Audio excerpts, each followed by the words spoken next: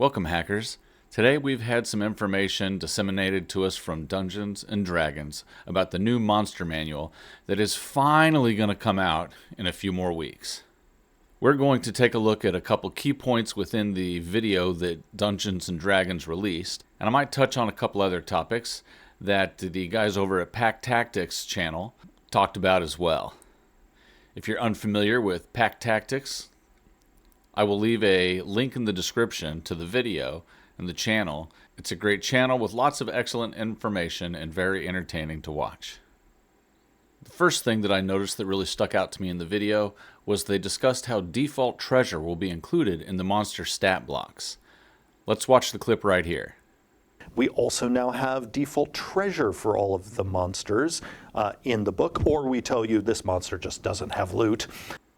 Now, I think default treasure is a wonderful thing to list in there so that the dungeon master, when making the encounters, has an idea of what kind of treasure might be found on the monsters or with the monsters or in their lair. However, we run into an issue where potentially a newer dungeon master doesn't add anything other than what's in this list. Everything in all three of the original books need to be taken with a grain of salt. Remember, this is your game and your players and your table, and everybody's table is a little bit different. So these are just guidelines. But as far as guidelines go, I think it's not a bad idea to list some default treasure that the monster might have on them to be looted. The next thing that really stood out to me was when they were talking about dragons in this video. People are going to find that not only are these dragons way more resilient than they ever were before with the number of hit points they have, but also these dragons are going to bring hurt more than they ever did before, and also have more tactical texture than they had before. So I've said many times in the past, this game is Dungeons and Dragons. Dragons should be way more interesting and nuanced and tactical than they are. And it sounds like maybe they are going to become more tactical and more magical as well. So I think there's nothing wrong with that. I think that's fantastic. We'll wait and see when we actually get our hands on the monster manual just how much of a change there is. We did see a green dragon stat block that was released earlier. Now, we don't know for sure that that's the final version, but we did do a video talking about it and its powers and weaknesses. And you can see that linked right up above me. Also in the past, while talking about magical dragons, I made another video talking about how to upgrade dragons and make them more powerful and more magical and just more interesting to play, I think. And that video is also up above me. I'm really looking forward to seeing the dragon stat blocks and the other information that they have about dragons in the book. In a game called Dungeons & Dragons, everybody loves dragons, and they're one of my favorite things in the game, and I'm really excited to be able to use the new versions of them against my players.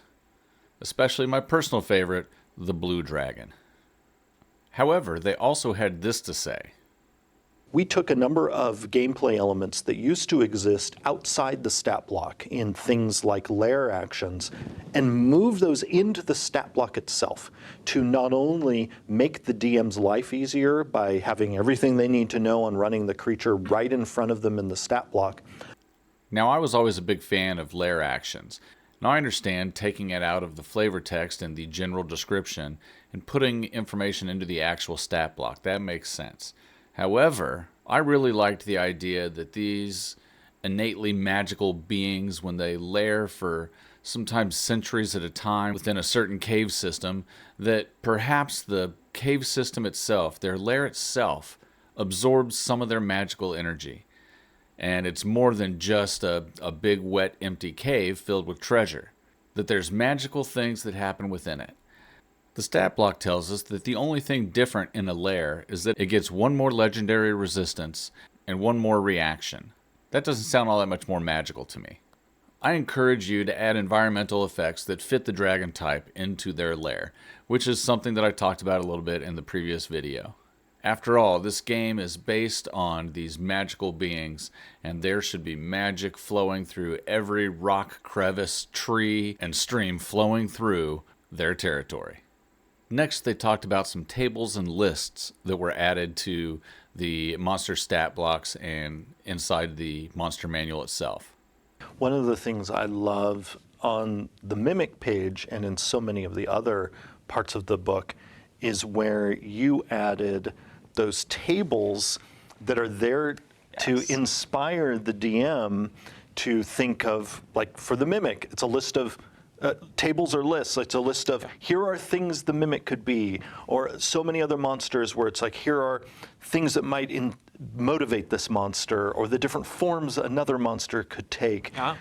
This is another thing, much like the default treasure we talked about earlier, where it's great for new dungeon masters to get ideas and inspiration, like they said. However, this also could lead into a trap of newer dungeon masters not branching out beyond what's on the list. In this example, they talked about mimics and a list of different things mimics could be. And it's always been shown that mimics were chests. However, it tells you in the description that they can look like anything. However, every time you see them, they're always chests. And this is because that's the information that was given to the dungeon master. That was the information that was shown to the dungeon master. That's what happens in almost all the modules and pre-made adventures. If there's a mimic, it's almost always a chest. And this is the danger you get when you show something specific on something like a shape changer, or when you give them a list of possibilities. Nobody ever branches out beyond those possibilities. I'm here to tell you that a mimic could be anything. Heck, for all we know, my microphone could be a mimic. And now the adjustments that have been made to the monsters that existed previously. You're going to see, particularly at very low CR, often the main change will be like a number got adjusted slightly, or there's a new ability that replaces an old ability. But it's as you go up in CR, because it tends to be that as you go up in CR, the monsters end up having more moving parts. That's where you will see more and more new things. We did a video previously comparing the 2024 versus the 2014 monsters that were in the back of the player's handbook. I guess the beasts, really. They were put there so that druids would have something to change into, and so that people casting polymorph would have examples of beasts that they could polymorph things into. And in that video, we discussed how it felt like the lower CR monsters didn't really change very much. They just kind of had little tweaks. But the larger creatures seem to have a bigger boost. And this seems to be what they're saying is their design philosophy for this. I am excited to see just exactly how a lot of these different creatures have been adjusted. And again, we'll have to wait and see what happens when the book actually gets released. But until then, we'll just keep our fingers crossed that the monster's power level's been boosted to compensate for the fact that the player's power level has been boosted. And as I stated before, it's crazy to me that we tested the new player characters without having the new monsters to actually compare them to. That just seems irresponsible. I'm sure they tested them internally, but they couldn't possibly have tested everything.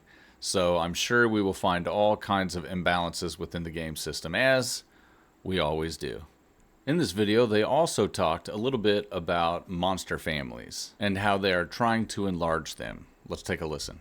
When you get to the vampire section, not only are there more vampires than before, that's many of our monster families have expanded, and so we not only have a new lower CR option in the vampire section, but then we also have a new higher CR option and another new option in between. So here they talk about the vampires. In this particular instance, the vampires used to have two, I think, stat blocks.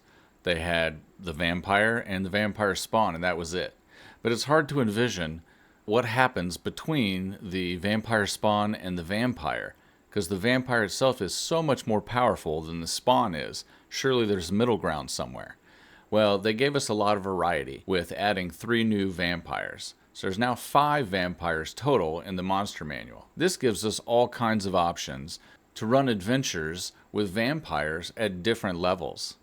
Previously, if you wanted to throw a vampire at your party, well, they better be pretty high level or they're going to be toast.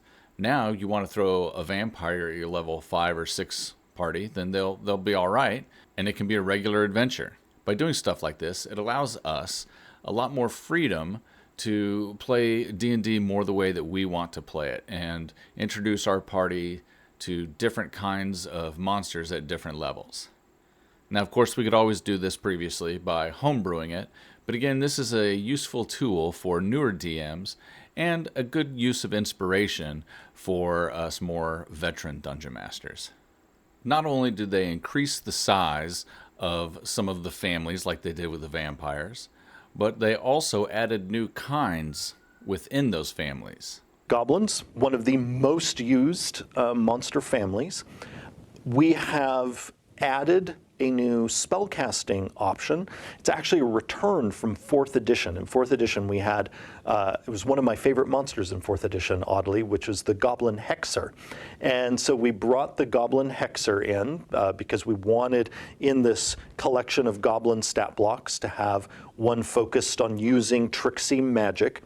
But then we also added a lower CR goblin because we realized sometimes DMs just want goblins in really high volume. So this is where I agree with them on 4th edition. 4th edition did a lot of things wrong, but one thing it did right was that it had a lot of variety of creatures.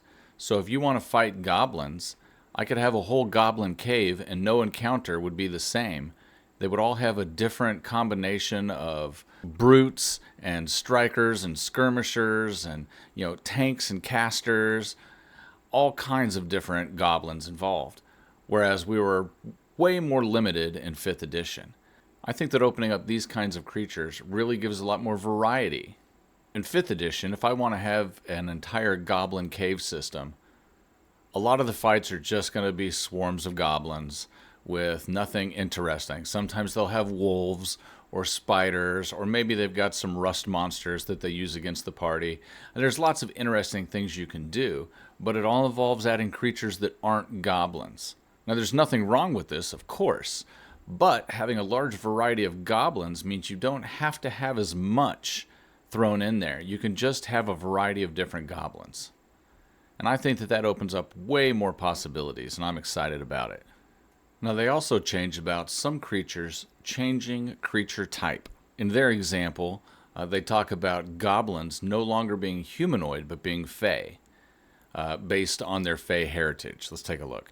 The goblins are, rather than being humanoid, are fey. Right. And this is something we've been nodding toward in a number of our books in recent years. Yeah, for a while now, yeah. Of the goblin roots in the Feywild.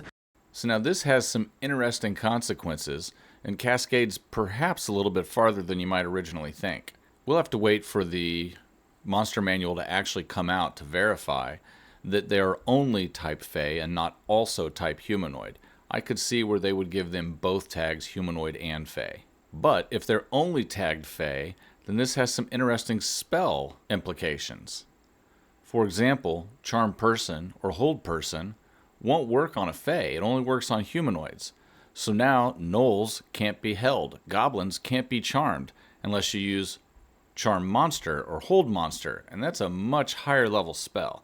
It's hard to imagine a situation where a party that's high enough level to have Hold Monster would ever use it on a goblin. There's other spells, like Protection from Good and Evil, that wouldn't work on goblins previously, but now will work on goblins because it works on Fey, and they're Fey now.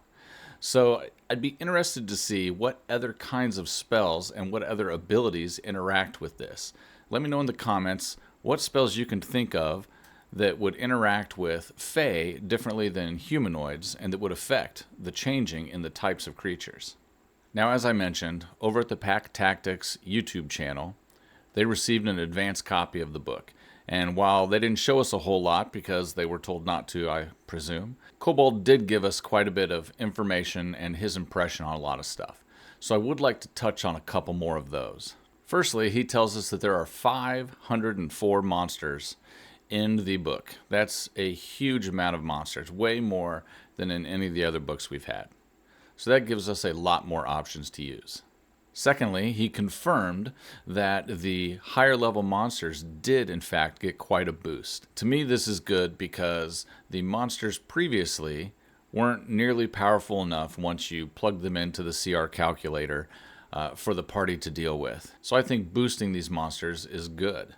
He also mentions that they refined the rules a little bit to make them make sense a little bit more and a little bit easier to use.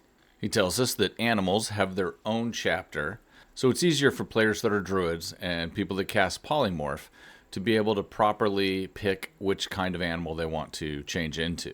There's additional information in each stat block talking about the habitat and, as we stated before, treasure, so that's all good information to have as well. And it's right in the stat block, so you don't have to read through the description of the creature to find it. He also mentioned 3 things in his video that he didn't like.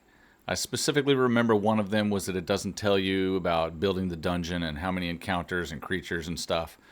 And I can understand that a little bit. To me, that's not really monster manual material.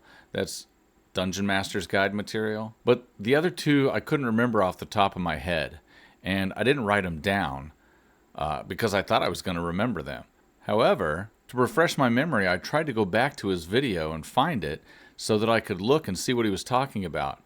And I can't find the video anymore. I'm sure I'm not crazy.